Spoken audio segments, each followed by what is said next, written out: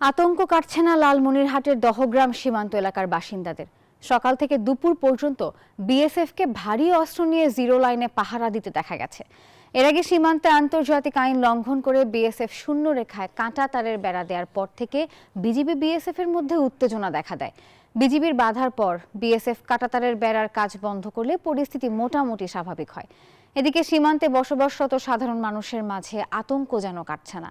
Zero লাইনে বসে পাহারা জোরদার করেছেন সীমান্তের বাসিন্দারা।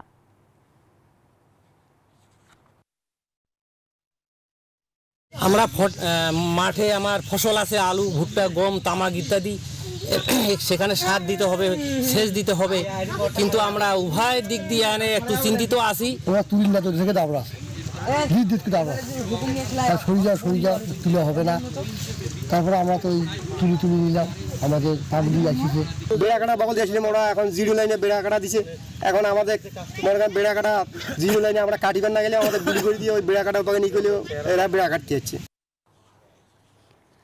দর্শক, লালমনিরহাটের পাটগ্রামের দহগ্রাম সীমান্তের সবশেষ খবর জানাতে আমাদের সঙ্গে যুক্ত হচ্ছেন সহকর্মী রবিউল হাসান। রবিউল, এখন কেমন পরিস্থিতি দেখছেন? পরিস্থিতি স্বাভাবিক হয়েছে কিনা, আর বিজিবি সদস্যরা এই বিষয়ে কি বলছে? ধন্যবাদ নাফিসা। আপনি যেমনটি বলছিলেন যে আমাদের লালমনিরহাটের এই দহগ্রাম 3 বিঘা করিডোরে কিন্তু বিগত দিনে কিন্তু কোনো জিরো লাইনে কাঁটাতারের বেড়া ছিল না।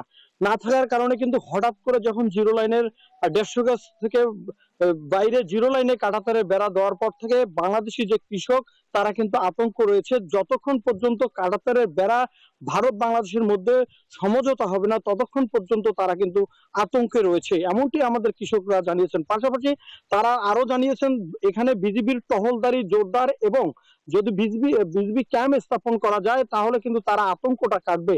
আমরা সকাল থেকে বিকেল পর্যন্ত দহগ্রাম সীমান্ত ছিলাম, তেমন একটা বিজিবির কোনো টহল আমরা দেখিনি। পাশাপাশি আরো একটি কথা বিষয়ে বিজিবির পক্ষ থেকে বলা হচ্ছে যে 2010 সালে যে একটি চুক্তি হয়েছিল ভারত বাংলাদেশের, সেই চুক্তি অনুযায়ী তারা জিরো লাইনের কাঁটাতারের বেড়া এই ধরনের দেওয়ার একটা অনুমতি পেয়েছে। কিন্তু এই চুক্তিটা কেন 15 বছর পর আবারও সেই জিরো লাইনে তারা কাঁটাতারের বেড়া স্থাপন করলো, এটা নিয়ে ধোঁয়াশা রয়েছে এবং ঊর্ধ্বতন কর্তৃপক্ষের সাথে কথা না বলা পর্যন্ত বিষয়টি সমাধান হবে না বলে আমাদেরকে বিজিবি এটি জানিয়েছেন।